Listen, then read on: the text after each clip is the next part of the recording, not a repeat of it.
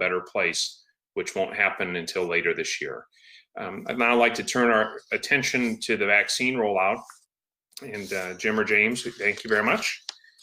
This is the phase planning for all the rest of the population. I'm going to go through 3 slides, and then I am going to turn around and put this in a bigger perspective.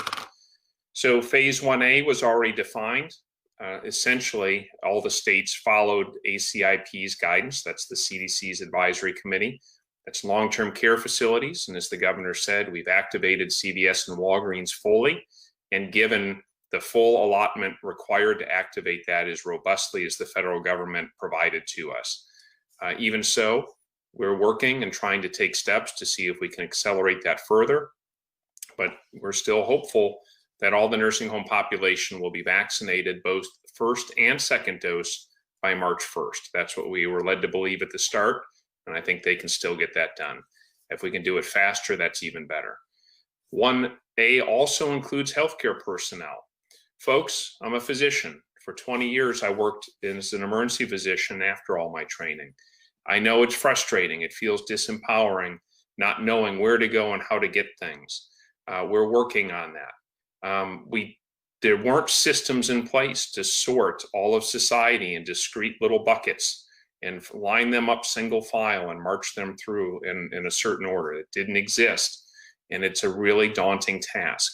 So the month of January is going to be a progressive ramp up to reach and identify healthcare personnel in a very generously described paradigm. So in a memorandum I sent out to all healthcare personnel a week or so ago, it describes healthcare personnel as being any individual, regardless of their role, who works in a patient care setting. That could be in a hospital, a doctor's office, a dentist's office, a physical therapy office, a home setting if you go out to home. It could also be a mortician who's dealing with deceased individuals. It can also be people who deal with human tissue and fluids, like laboratory personnel. Behavioral health individuals. It is intentionally a very generous, permissive definition. It includes healthcare professional students. The challenge, again, is there was no way to have all of the healthcare people identify who they are and then have a designated place to go get vaccine, particularly when there are small quantities of vaccine in the first weeks. And all of this was happening over the holidays, the end of the year holidays, where it is really, really hard to get stuff established. And remember, we need healthcare people to be the ones who do the immunization. And part of the challenge there, as you all know, is it's been a hard year for a lot of the healthcare persons who have had to do so much extra work this year to help us get through COVID. So in the month of January, that should escalate and ramp up. And I'm confident the vast majority of healthcare personnel, in our very generous description of it, will have access to the vaccine as the month of January unfolds. 1B has already been defined. The governor announced that, a couple of weeks ago. This is first responders, so police, fire, anyone over the age of 70 or older, and the K through 12 school personnel. First responders are already being immunized in many communities, along with the Tier 1A. And I think that will get done hopefully very quickly here in January. People 70 and over have not yet had any kind of general access to the vaccine. That will be built out here, and you will start to see that you begin to get access to that in the weeks ahead. Again, I would like to be able to respond to all your emails and outreaches, but the bottom line is this stuff is all being worked on and built out as we go. Because remember, we had 2 new vaccines that came out on December 14th and 21st, right before the end of the year holidays, with new guidance for both. They were special storage conditions, difficult to handle, required a lot of information to be shared. There's a lot of moving pieces. And so the whole country's struggling with this, but I agree with the governor. I want you to understand why it doesn't happen just as quickly and easily as people would like. But I want you to hear that we are committed to getting this done quickly, efficiently, and in the best way we know how and are able to deliver. And we're committed to ramping up the pace dramatically. Phase 1B also includes K through 12 school personnel. because there are school nurse programs throughout the state, because there are relationships between schools and their local health departments, this is going to be a designated program. So folks, if you're in the K through 12 school personnel bucket, hold tight. The governor has already said that this will be late January, close to February 1st is when we'll roll this out, and we'll figure out, as quantities allow, how over a few weeks we try to go out and vaccinate across all the districts across the state. So please just hold tight. In order to deal with that population as a separate category, it takes extra planning and making sure we have the quantities we need at the places they need to be so that that can happen. But we are working on that now, and there will be more guidance in the next couple of weeks on that. Now, for the first time today, you're seeing in Kentucky our Category 1C, 2, 3, and 4. 1C aligns with what the CDC had said for all the rest of 1B plus 1C. And we even lowered the age. So 1C is people 60 and over, people who are 16 and over with any of the highest risk COVID-19 conditions. That is published on the CDC website. And all essential workers, as listed by the CDC's Advisory Committee on Immunization Practices, that is on their website, and I'm going to show it in a third slide.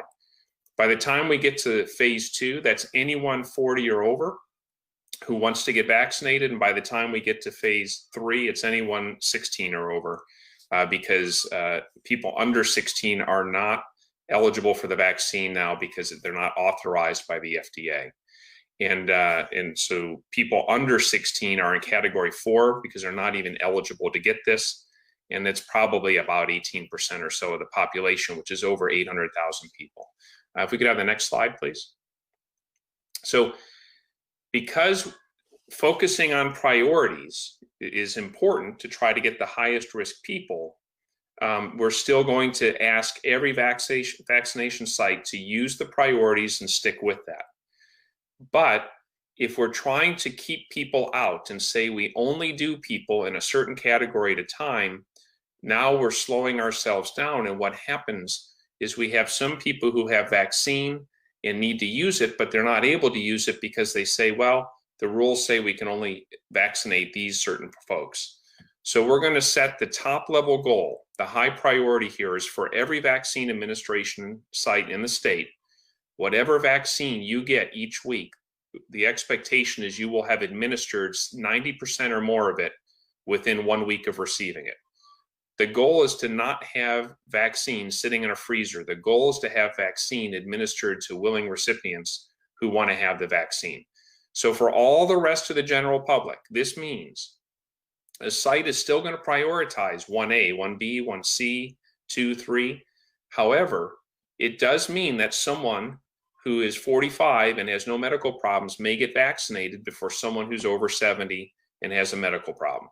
It means that someone in the general public is going to get vaccinated before someone who's a healthcare personnel gets vaccinated. We're still going to prioritize and start at the top of the pyramid every week. We're going to ask every site, schedule your vaccine for people who are at the highest tiers, but the goal is not to have it wait and hang over till the next week. It's to administer it and use it, and then when you get the next shipment, start over again with that process. If we get only the conservative estimates for the vaccine we are currently slated to get, and we had a good uptake rate of over 80%, we would still get more than half of every interested Kentuckian vaccinated by the time we reach June. Since we have increasing volume of vaccines projected, and since we'll almost certainly have a third or maybe even a fourth vaccine approved over the next few months, that timeline will move further forward. So the goal now is to give it quickly and to focus a little bit less on who is getting it, and prioritize getting it out as fast as possible to as many people willing to have it. And if we could show the next slide, please, it's the last one. This is just to show you how many different individuals are included in phase 1A, 1B, and 1C. CDC defined in various ways who are essential workers, and they said 87 million Americans fit in the essential worker bucket, both frontline essential and other essential. plus I put healthcare at the top, which is another 21 million. So the left column shows you 98 million Americans by the estimation of the CDC. The right column are the people who have conditions who have been proven to be at increased risk of severe illness from COVID-19. Those individuals, I don't have a number for you. They said over 110 million Americans have medical conditions that may make them at risk for COVID-19. It's a slightly larger bucket. So here are the points I want to leave you with. We got to pick up the pace. And I think that the pace is going to escalate dramatically starting this week and going forward. I can't underestimate the impediment it was to have so much new stuff, so much uncertainty in quantities, new data systems, end of the year major holidays, and an exhausted healthcare workforce, all of this coming together in the first 2 weeks of the rollout. I am convinced that it's going to start to escalate more quickly this week, and then we are going to take additional steps that we'll announce at a future date, where we are going to work to create a way where any individual Kentuckian who wants to get vaccinated can identify themselves, and we can try to identify for you a place to go to get vaccinated. Doesn't mean it's always going to be exactly where you want it or exactly when you want it, but the goal is to try to make sure that when vaccine is delivered to the Commonwealth of Kentucky, we distribute all of it and administer all of it into people who want to receive it every week it comes in, as quickly and efficiently and as safely as possible. And we are committed to getting that done, and are going to be taking more steps over the next few weeks to make sure that that can happen. So folks, we've been through a lot.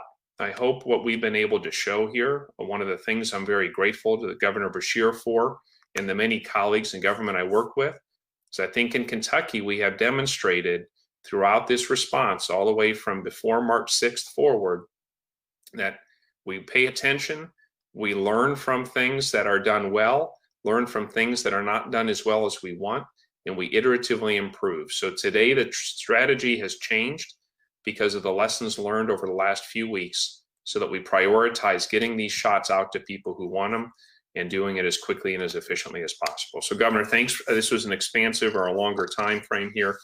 Thank you very much, but I hope that this helps provide additional assurance to Kentuckians that you'll start seeing this pick up significantly here in the immediate next few weeks. Back to you, Governor. Thank you very much.